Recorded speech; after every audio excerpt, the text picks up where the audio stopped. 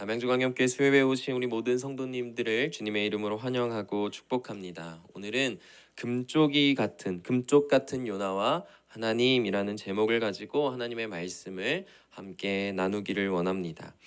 이제 6주 차 이제 마지막 요나 시리즈의 내용을 함께 나누려고 하는데요. 한 6주의 시간 가운데 계속 이 요나서를 묵상하다 보니까 이제는 참 이 요나라는 한 선지자 이 사람과 정이 좀 많이 들었던 것 같아요. 그러면서 이 요나가 이제는 좀 안쓰럽게 보이고 참 요나의 삶을 좀 돌아봤을 때 참 힘들었겠다라는 생각이 들기도 합니다. 물론 요나서에 나오는 모든 대부분의 사건들은 결국 요나가 자신의 고집을 꺾지 못했기 때문에, 꺾지 않았기 때문에 일어나던 일들이었죠. 폭풍도 요나가 니느웨에서 그곳에 가기 싫다고 다시스로 가는 배를 탔다가 일어났고, 또 거기서도 본인이 바로 돌이켜서 니느웨로 간다고 했다면 그러한 폭풍도 바로 끝났을 텐데 끝까지 잠이나 자다가 선원들한테 혼이나 나고, 또 그때도 회개하고 바로 돌이켰다면 괜찮았을 텐데 거기서도 계속 자기의 고집을 부리다가 자기 스스로를 바다에 던지라고 해서 물고기한테 먹혀가지고 막 그곳에서 밤낮 3일을 괴로워하다가 나중에 막 죽겠으니까 살려달라고 막 애원하고 있고, 이런 모습들을 보면서 요나야말로 정말 힘들었겠구나라는 생각이 들게 됩니다. 그러다 보니까 이 요나가 이제 나중에는 금쪽이가 바로 요나구나, 요나가 참 금쪽이 같다라는 생각이 들게 되는 것이죠. 그래서 오늘 금쪽 같은 요나, 그리고 그 요나와 함께 하고 있는 오은영 박사님이 아니라 여호와 하나님을 우리가 함께 보게 됩니다. 그렇지만 오늘도 여전히 시작은 요나의 안 좋은 모습이 우리를 반겨주고 있습니다. 가장 1절의 말씀을 보면 요나가 매우 싫어하고 성내며라는 말로 시작을 해주고 있어요. 뾰루퉁한 얼굴로 우리를 맞아주고 있는 거죠.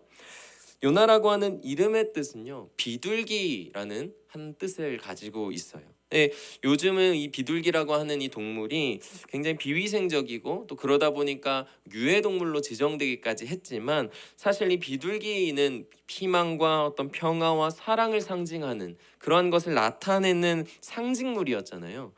그렇기 때문에 이런 비둘기라는 이름을 가진 요나인데, 그런데 지금까지 봐온 것처럼 이 요나라는 비둘기는 어떤 희망과 사랑과 평화라는 것은 하나 없고 오직 고집과 미움만 가득한 사람이라는 것을 우리는 알 수가 있습니다. 근데 우리 주변에도 자신의 이름과는 다르게 사는 사람들이 꽤 많이 있는 것 같아요.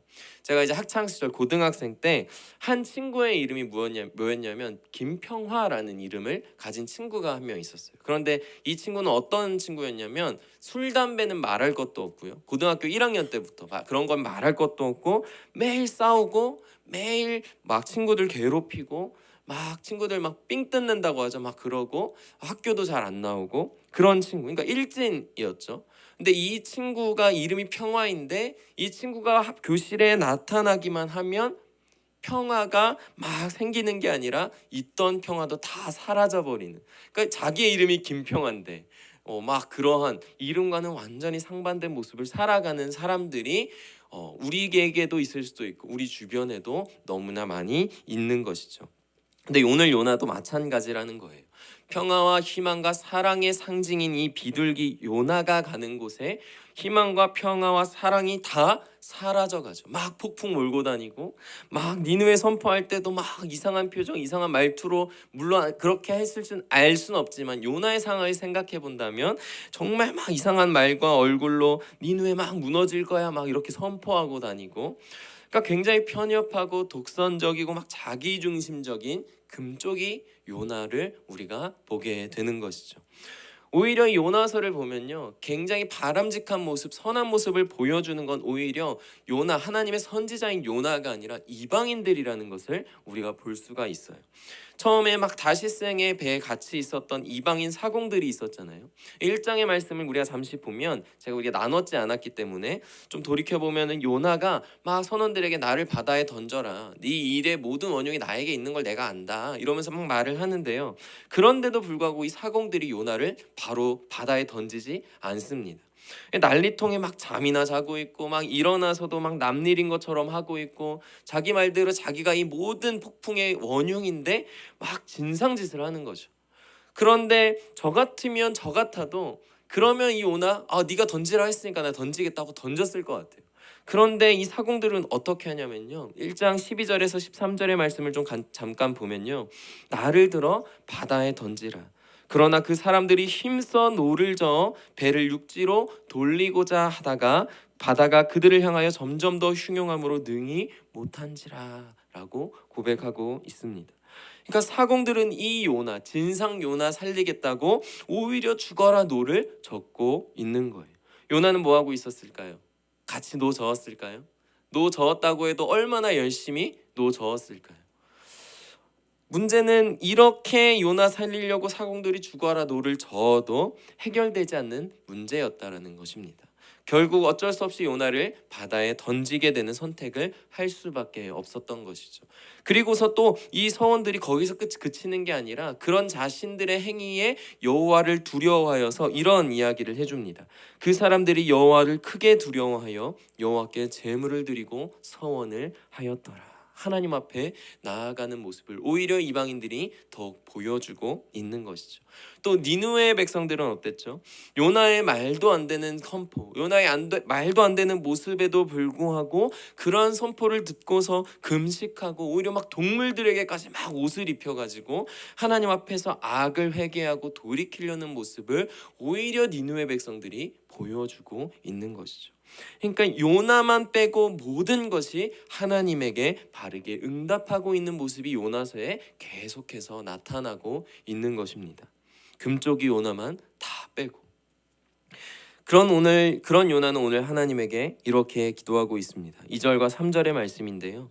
여호와께 기도하여 이르되 여호와여 내가 고국에 있을 때에 이러하겠다고 말씀하지 아니하였나이까. 그러므로 내가 빨리 다시스로 도망하였사오니 주께서는 은혜로우시며 자비로우시며 노하기를 더디하시며 인애가 크시사 뜻을 돌이켜 재앙을 내리지 아니하시는 하나님이신 줄을 내가 알았음이니이다.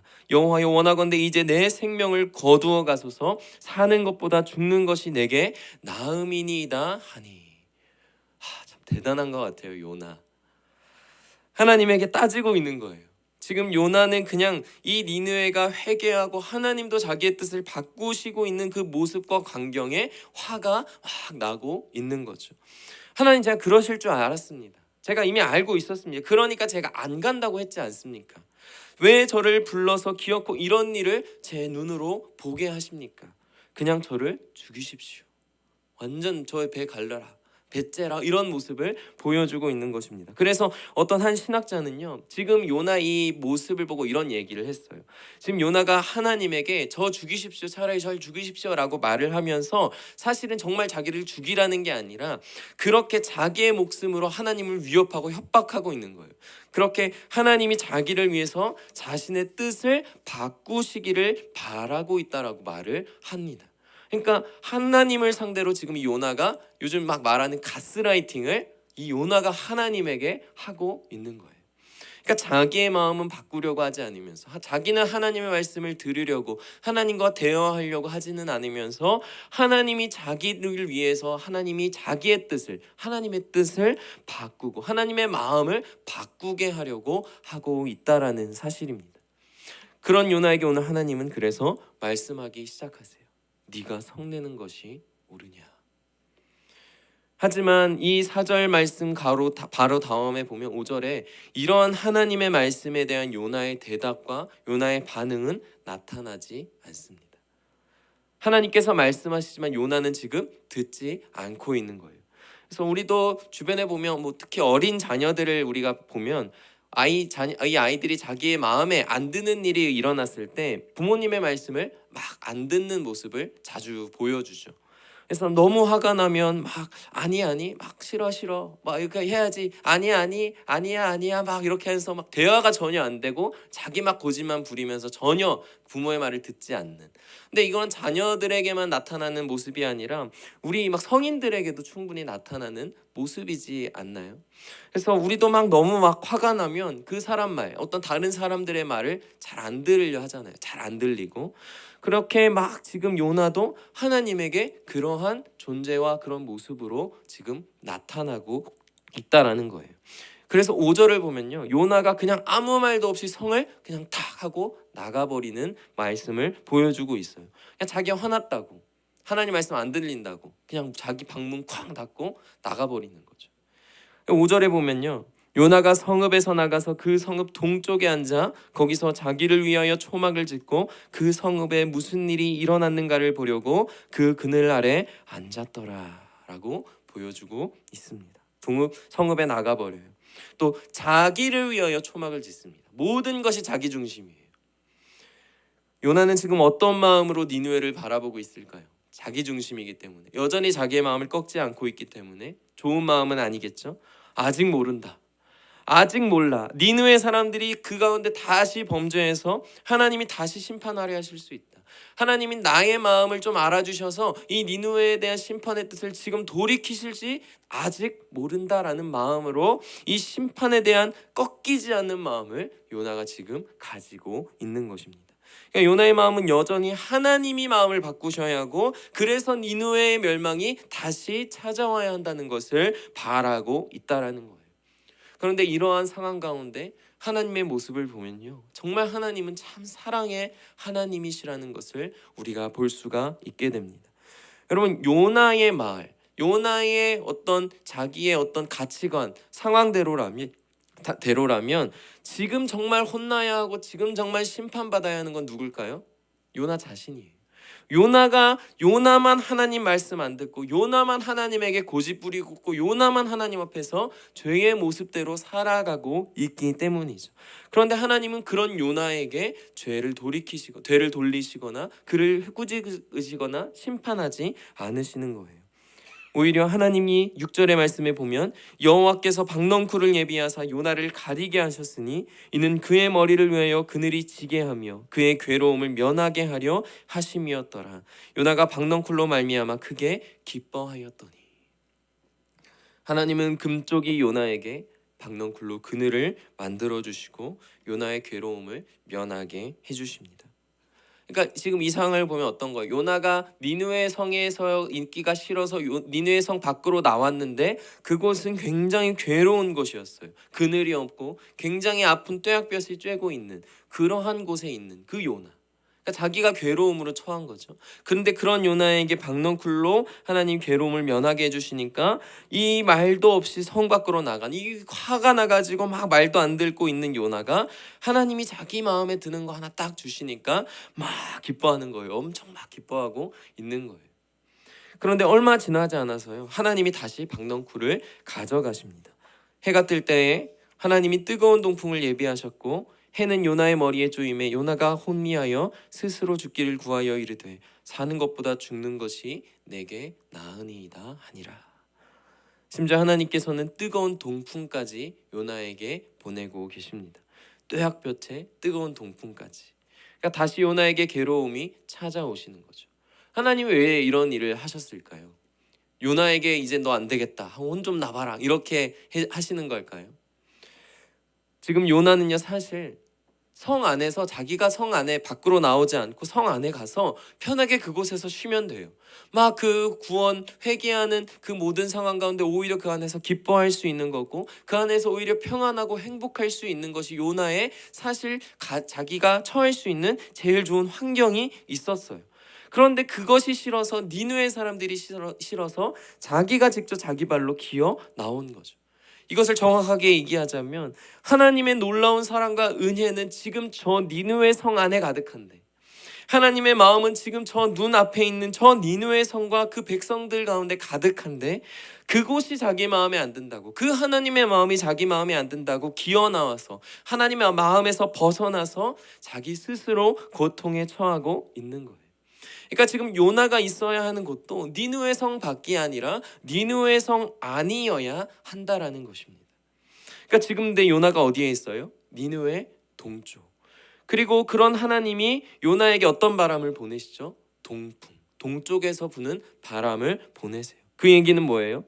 요나야, 너 여기서 혼자 괴로워하지 마. 여기서는 너가 괴로울 수밖에 없단다.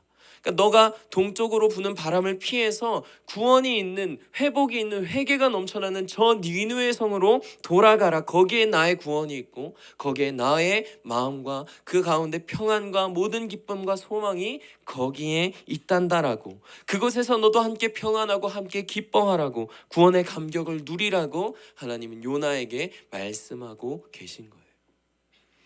여러분, 우리도 이럴 때가 많지 않습니까? 하나님이 내 마음에, 하나님의 마음이 내 마음에 들지 않을 때 거기서 도망가게 되면 결국 괴로워지고 있는 건 나였다라는 사실을 우리는 종종 발견하게 됩니다. 혼자만 계속 불편해지고, 혼자서만 계속 답답해지고 괴로워지고, 사람의 관계에 대한 문제든 어떤 상황의 문제든 내 마음만 바라보다가 결국 하나님의 마음을 놓쳐버렸을 때 그때부터 점점 괴로워지기 시작하는 우리의 모습을 우리는 자주 경험하게 됩니다. 당장에는 못 느껴도 조금 시간이 지나면 어려움이 찾아오는 것을 우리는 종종 경험합니다. 만족과 기쁨이 사라지고 공허해져 있는 내 자신, 어느덧 바라보니 나는 다 죽어있는 그런 모습을 우리는 자주 경험하게 됩니다.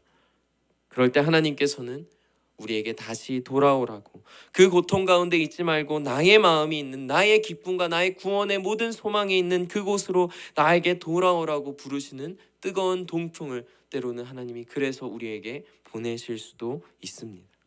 그래서 어디로 가느냐, 누구에게 가느냐가 중요한 것이 아닌 것이죠.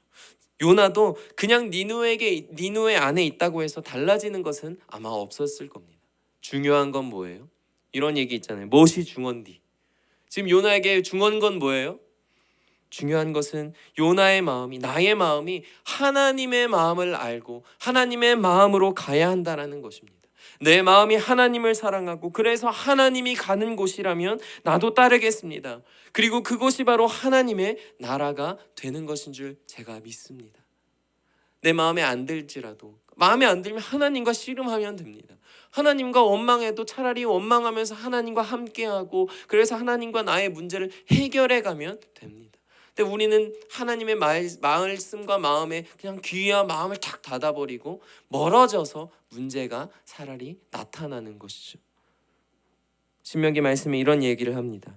우리 하나님 여호와는 오직 유일한 여호와이시니 너는 마음을 다하고 뜻을 다하고 힘을 다하여 내 하나님 여호와를 사랑하라. 아멘. 하나님께서 자신의 백성들과 함께 하나님의 나라를 이루어 가시는, 그래서 출애굽기에서 시작하여서 여호수아에게 이르기까지, 그 이후에 이르기까지 하나님의 나라를 만들어 가실 때도 저희가 여호수아의 말씀도 함께 나눴었잖아요. 거기서도 계속 그 백성들에게 말하는 것이 뭐였죠? 너희의 승리, 너희의 기쁨, 너희의 모든 구원, 너희의 모든 소망은 나와 함께하는 것에 있다라고 말씀하지 않으셨나요?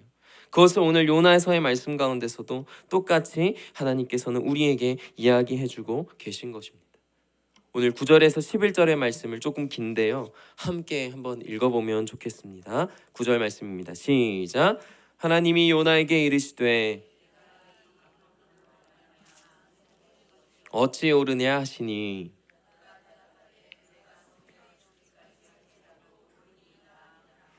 여호와께서 이르시되 내가 수고도 아니하였고 재배도 아니하였고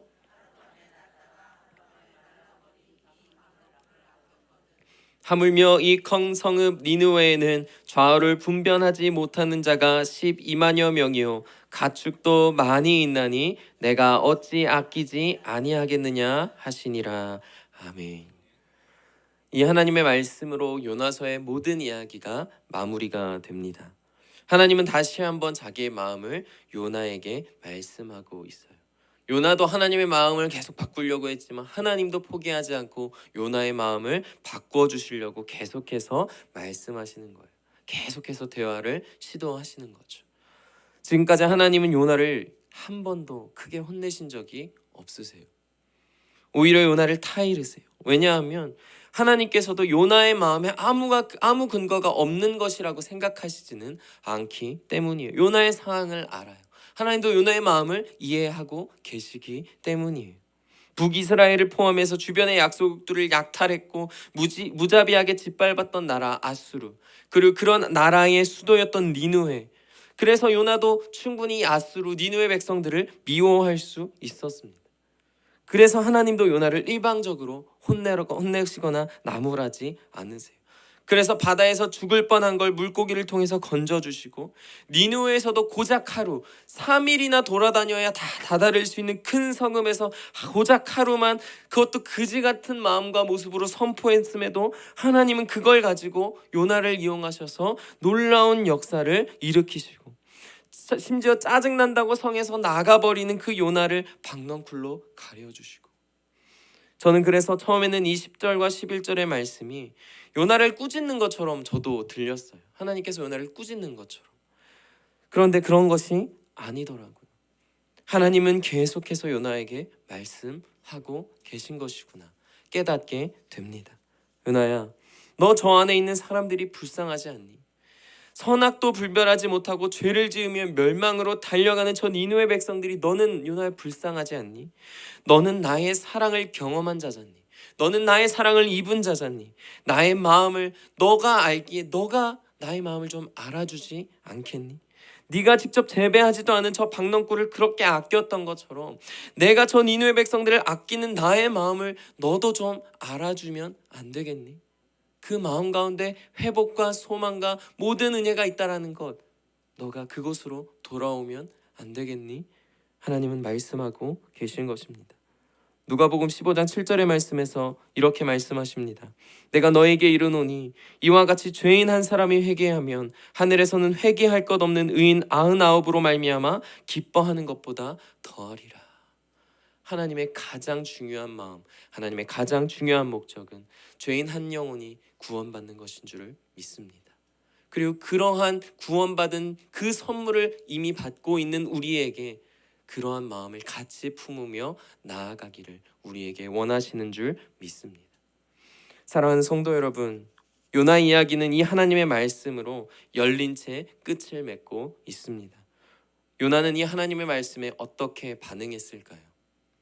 그리고 오늘 우리는 이 하나님의 말씀에 어떻게 반응해야 할까요? 요나와 같이 계속해서 내 마음만 바라보면서 신앙의 금쪽이 같이 괴로워하면서 살아가시겠습니까? 아니면 하나님의 마음을 보고 그것을 바라보고 하나님의 마음에 있는 곳으로 가서 하나님과 함께 구원의 기쁨을 누리고 회복의 기쁨을 누리고 회개의 놀라운 역사 가운데 승리를 경험하고 그 가운데 하나님의 은혜를 누리며 살아가시겠습니까? 너희 안에 이 마음을 품으라 곧 그리스도 예수의 마음이니. 예수 그리스도를 통해 우리에게 보여주신 하나님의 마음 안에 예수 그리스도의 마음 가운데 거하며 정말 아름답고 복된 삶 살아가시는 우리 모든 성도님들 다 되시기를 주님의 이름으로 소망하고 축복합니다. 기도하겠습니다.